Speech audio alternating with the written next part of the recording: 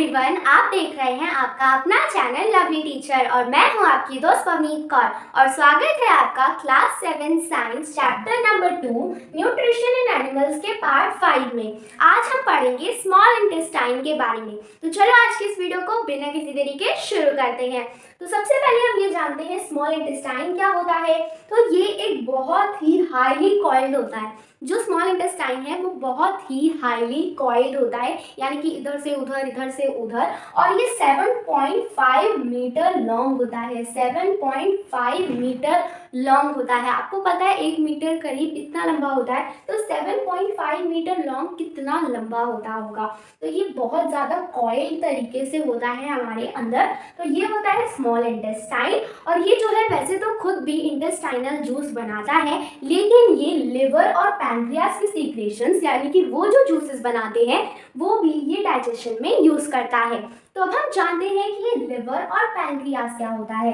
तो लिवर एक reddish brown gland होता है। क्या है, कौन सा कलर होता है इसका? Reddish brown. और ये रेडिश ब्राउन ग्लैंड है and it is the largest gland in the body. ये सबसे बड़ी ग्लैंड है पूरी बॉडी की। और ये जो है बाइल जूस बनाता है। क्या बनाता है? Bile juice. और जो बाइल जूस है वो एक सैक में स्टोर्ड होता है, जिसे हम कहते हैं गॉल ब्लैडर। क्या कहते हैं?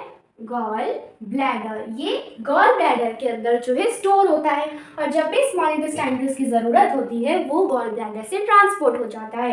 तो ये बाइल जूस बनाता है, और जो बाइल जूस होता है वो फैट के डाइजेशन में बहुत ही ज़्यादा इम्पॉर्टेंट रोल प्ले करता है। अब हम पढ़ते हैं कि पैंक्रियास क्या होते हैं। तो पैंक्रियास एक क्रीम कलर्ड ग्लैंड है। क्या है? क्रीम कलर्ड ग्लैंड है। और ये जो है जो पैंक्रियाटिक जूस बनाते हैं। पैंक्रियास क्या करते हैं? पैंक्रियाटिक जूस बनाते हैं। अब हम जानते हैं कि पोजीशंस क्या होती हैं। तो जो लिवर है वो एब्डोमेन के राइट साइड में, अपर पार्ट की राइट साइड में प्रेजेंट होता है, और जो पैंक्रिया है वो स्टमक के नीचे प्रेजेंट होता है। पैंक्रियास कहाँ प्रेजेंट होते हैं? स्टमक के नीचे। तो ये हमने पढ़ लिया इनकी पोजीशन।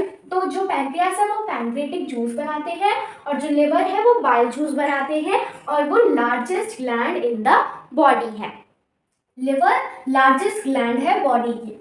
अब हम जानते हैं कि जो पार्टली डाइजेस्टेड फूड है वो क्या करता है, वो स्मॉल इंटेस्टाइन के निचले हिस्से में यानी कि लोअर पार्ट में पहुंच जाता है, जहां पर सारे ही कंपोनेंट्स, जो फूड के सारे ही कंपोनेंट्स हैं वो डाइजेस्ट हो जाते हैं। जहां पर जो कार्बोहाइड्रेट्स है उन्हें सिंपल शुगर यानी कि ग्लूकोज में ब्रेक डाउन कर दिया जाता है, और जो फैट है उन्हें फैटी एसिड और ग्लाइसरॉल में कन्वर्ट कर दिया जाता है, और जो प्रोटीन है उन्हें अमीनो एसिड में जो है कन्वर्ट कर दिया जाता है। ये बहुत इंपॉर्टेंट है कि कौन से कंपोनेंट ऑफ फूड को किस फॉर्म में कन्वर्ट किया जा रहा है। तो ये आप अच्छे से लर्न कर लेना।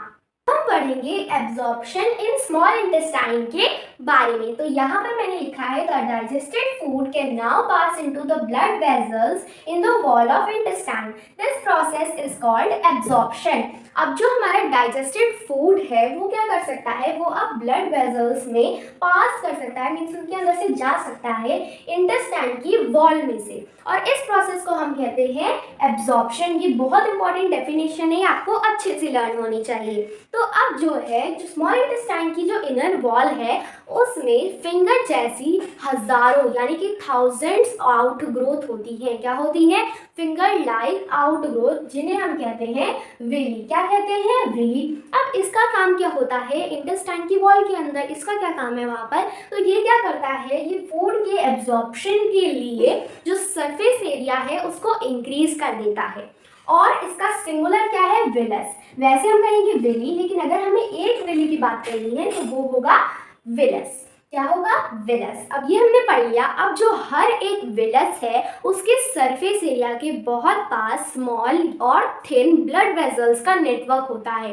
तो जो हमारे डाइजेस्टेड फूड के जो पार्टिकल्स एब्जॉर्ब हो जाते हैं उन्हें जो है इन ब्लड वेसल्स की हेल्प से अलग अलग यानी कि डिफरेंट ऑर्गन्स में ट्रांसपोर्ट कर दिया जाता है। ये जो ट्रांसपोर्टेड डाइजेस्टेड फूड मटेरियल है, इसका यूज किया जाता है कॉम्प्लेक्स सब्सटेंसेस जैसे कि प्रोटीन बनाने में, जो कि हमारी बॉडी के लिए बहुत ही ज़्यादा ज़रूरी होते हैं। और इस प्रोसेस को हम कहते हैं एसिमिलेशन। क्या कहते हैं? एसिमिलेशन। इसकी स्पेलिंग आपको अच्छे से याद करनी है। इसकी स्पेलिंग होती है ASSIMILATION, एसिमिलेशन। कौन सा प्रोसेस? कॉम्प्लेक्स सब्सटेंसेस बनाना एब्जॉर्ब्ड डाइजेस्टेड फूड मटेरियल से, जैसे कि किसका एग्जांपल है? प्रोटीन। तो ये हमने पढ़ लिया एसिमिलेशन क्या होता है। अब हम जानते हैं कि जो ग्लूकोज है वो ऑक्सीजन की हेल्प से ब्रेक डाउन करता है सेल्स के अंदर। सेल्स के अंदर जो ग्लूकोज है वो ऑक्सीजन की हेल्प से ब्रेक डाउन करता है, किस में कन्वर्ट हो जाता है? कार्बन डाइऑक्साइड यानी कि CO2 और वाटर के अंदर यानी कि H2O में कन्वर्ट हो जाता है। CO2 और H2O के अंदर यानी कि कार्बन डाइऑक्साइड और वाटर के अंदर जो हमारा ग्लूकोज है वो ऑक्सीजन की हेल्प से ब्रेक डाउन होकर कन्वर्ट हो जाता है। और जो रिलीज क्या होता है? रिलीज होती है एनर्जी। Energy is released. जो हमारा अनडाइजेस्टेड फूड और जो अनएब्जॉर्ब्ड फूड है वो लार्ज इंटेस्टाइन में एंटर करता है। हम एक बहुत ही इंटरेस्टिंग चीज पढ़ेंगे। हम पढ़ेंगे कि स्टमक की वर्किंग को कैसे डिस्कवर किया गया था, हम ये पढ़ेंगे। तो ये जो डिस्कवरी है ये बहुत ही स्ट्रेंज एक्सीडेंट से हुई थी। ईयर है, साल कौन सा है? 1822। ईयर कौन सा है? 1822। ये बहुत इंपॉर्टेंट है। और यहाँ पर एक मैन यानी कि जो पेशेंट है, एक मैन जिसका नाम था एलेक्सिस सेंट मार्टिन, उसको शॉर्ट गन से एक बहुत ही बुरी तरह बुलेट लगी थी, जिससे उसकी चेस्ट डैमेज हो गई थी और उसके स्टमक में जो है होल हो गया था। तो उसे एक अमेरिकन आर्मी डॉक्टर जिसका नाम था विलियम ड्यूमोंट, उसके पास ले जाया गया था। जो डॉक्टर थे उन्होंने पेशेंट को तो बचा लिया, लेकिन वो उसका वो होल बंद नहीं कर पाए जो स्टमक में था, और उसे बैंडेज कर छोड़ दिया। और फिर उन्होंने सोचा कि क्यों ना देखा जाए होल के अंदर से कि स्टमक के अंदर क्या क्या वर्किंग होती है। तो इन्होंने जब देखा डॉक्टर ने, तो उन्होंने बहुत ही ज़्यादा वंडरफुल ऑब्जर्वेशंस देखी। उन्होंने देखा कि जो स्टमक है वो फूड को चर्न करता है और स्टमक काफ़ी ज़्यादा जो जूसेस है वो भी बनाता है, फ्लूइड बनाता है, जैसे कि म्यूकस, HCl। HCl का मीन्स है हाइड्रोक्लोरिक एसिड। ये इसका फॉर्मूला है HCl। आप HC कैपिटल लिखोगे और L जो है स्मॉल होगा। HCl और डाइजेस्टेड जूसेस बनाता है और स्टमक हमारे फूड को डाइजेस्ट करता है। ये सब उन्होंने देखा। तो आज के इस वीडियो के लिए इतना ही। इसी के साथ हमारी आज की वीडियो होती है समाप्त। तो अगर आपको ये वीडियो अच्छी लगी हो तो इस वीडियो को लाइक करना, चैनल पर नए तो चैनल को सब्सक्राइब करना और इस वीडियो को शेयर भी करना। ओके, बाय बाय, मिलते हैं अगले एपिसोड में।